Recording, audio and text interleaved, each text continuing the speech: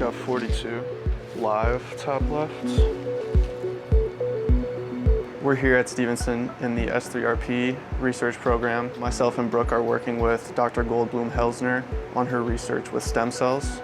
The students really benefit from having research opportunities over the summer through S3RP because they truly get the full experience of what research even is like in real life. It's really cool to be able to work on something that I know I don't know everything about. I get to learn from not only what my partner's done, but also what Dr. Goldblum-Helsner has done. We get the opportunity to be here for 40 hours a week over the summer.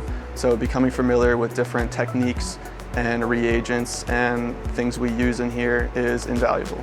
Being able to develop these relationships with these professors and work with them over the summer in a small group really helps you nurture what you need to learn, and you feel much more comfortable with your professors asking for help and with them assisting you in anything.